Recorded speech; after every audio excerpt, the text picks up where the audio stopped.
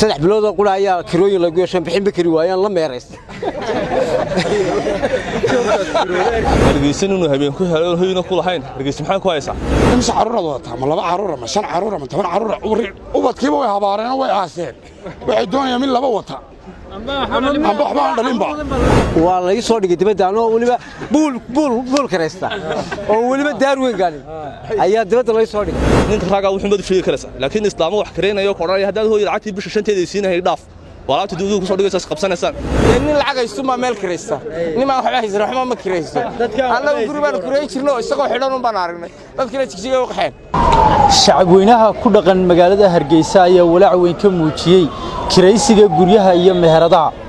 haddaba shacabka ku dhaqan magaalada Hargeysa oo arintani kala sheekaysanay ayaa waxay yiraahdeen dhibaatada dadka aad iyo aad uga haysta sidaadiraadada waxyaabo badan baan uga soo joogay waxaan uga soo joogay iyadoo dharka loo dhigayo alaabta dibadda oo waxaan ku leeyahay qofkii kiradii waxaan ku leeyahay deetahli waayay waa dadku dan yar bay isaga badan yihiin soo qaban kari weyda xii ay magaranaysaa ku bixinaan kiradan hamiyaddeena ma joogsan karto inay ilmahaagii dee uma diidi kartid guur yaa wuu soo gursanayaa hooy gurigii kiree buu odhanaya waxna ma shaqeeyo awalba xaafadoodun wax la cuni jiray alaabtiina dabadda loo soo dhigo mana shaqeeyo ciddu kalifina waa waalidkii dhibaatooyinka noocaas ayaa imika Soomaaliland ku badan waxa markaa dawladda Soomaaliland iyo madaxweyne ku-xigeenka iyo maayrada iyo mas'uuliyadda Soomaaliland ka codsanaya inay arrimaha iyo hawlaha guud iyo guriyeynta inay wax ka qabtaan oo arrimaha ay hoos u eegaan oo ay tixgeliyaan dhalinyarada soo koreysay waddanku koreeyay dhalinyarada soo koreysa markaas in la tixgeliyo la eego oo sidii wax sicirada qaaliga $250 ma heli karaan dhalinyaradeena bishii kuma soo qaban karaan marka sidaadiradeed waxaan jecelahay in Soomaaliland ay mas'uuliyiinteedu kulay hoos u eegaan waa la soo dhigay dibadda anoo waliba buul kareysta oo waliba daar weyn galin ayaa dibadda la soo dhigay alxamdulillah rabbil caalamiin ka jawaab ay leeyahay iska jira on ka dhisay jingad yar alxamdulillah rabbil caalamiin waan ku asturanahay oo bariiskeyga iyo carruurteyda iskuuladoodii cooda alxamdulillah rabbil caalamiin saddex bilood oo qura ayaa kirooyin lagu yeeshan bixin bakari waayaan la meereys waxaan ogahay inaan aan saaxiib ahayn meel ka wada shaqeyn jirnay in kiradii loo xidho imka xidhan yahayba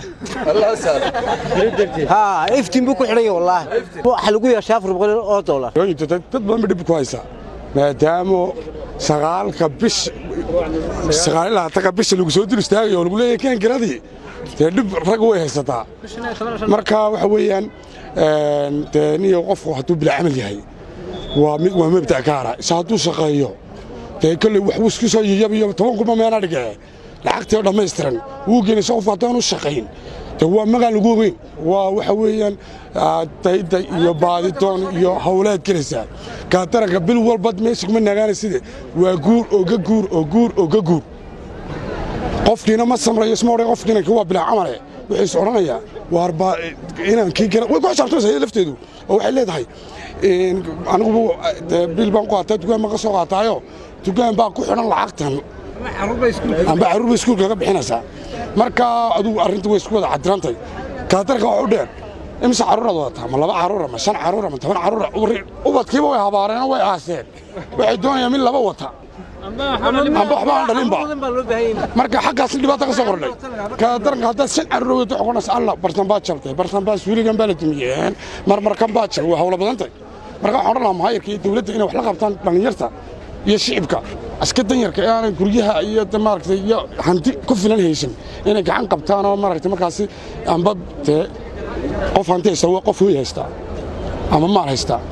qof hadduu hanti haysto adduunka waxa ugu qiimo badan wax la cuno waa la helaa isaanti lama helo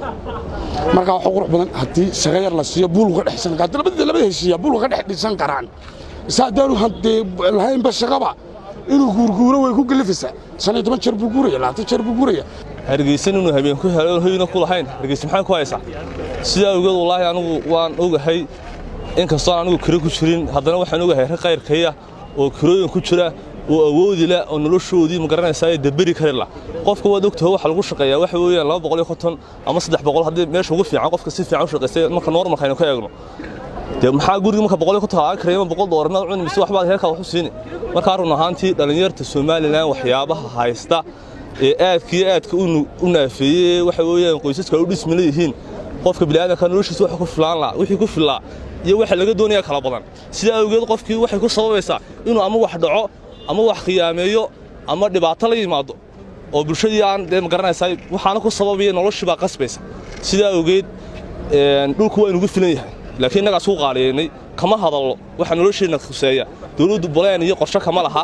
waxa weeyaan dhalinyarta soo kacaysa ee heeraha u baahan ee qoysaska u baahan meel la dejiyo oo dan yarta ma garanaysay iyo dadka dhexal lagu ilaaliyo wax balaanaha wasaaradda hawlaha guud ka leedahay oo dadku soo bandhigtay ma jirto guriga jama dawladdu ma sameeyso oo qofka waxa weeyaan laga kareen $60 oo 3 qolo ama $60 ama wax noocaas laga kareen istaan waliba waxay ku leedahay 100 ka hadaan bixinay dhaaf alaabta dibadda ku soo dhigaysa waxa alla waxa sameeysan garamayso heerkaaga waa isku dhacaysaan islaamihii baa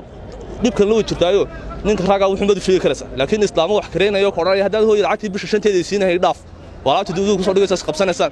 kadib waxay wax dhacaysaa in isku dhacaan qoysaskana isku dhacaan marka anigu runaantii waxa soo jeedin lahaa in qorshe laga yeesho xagga ma garanaysaa housing ama guryaha kirada horta dib badan bay leedahay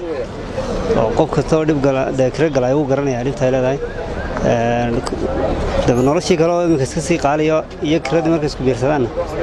dibta qofku dareemi karo garanaysa imika misaal qofku bilaacan waa han karaa noloshii kale haday suuq tahay iyo haday adeegtay wax walba ku qaalib noqonaysa markay kiradii ku sii biirtana dadku inkastay kala wanaagsan yihiin qof ka sugay jira qofkan ka sugay ba jirta marka horta dib badan bay leedahay kiradu kulliide qof walba sidoo uga baxayo taasi waa hawl kale oo gaara laakiin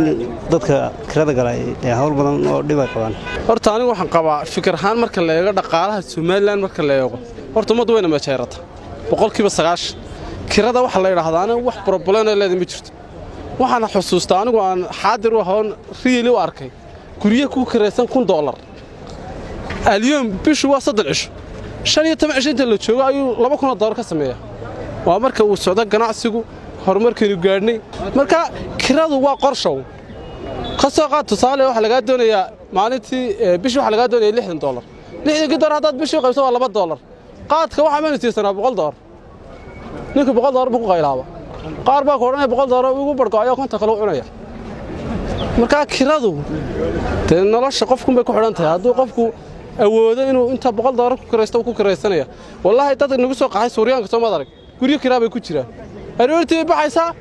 150 bay taaba ku soo shubanaysa laakiin aan waxa oran lahaa 90%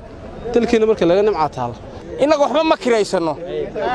horta dhageyso waxba ma kireysan dadkii wax naga kireysan waa naga qaxayni marka aqaladu waa wada xidhan yihiin kira maanta ma taagna kirooyinku iska dhimanay oo shalay kale lacagtii bisho dhamaatay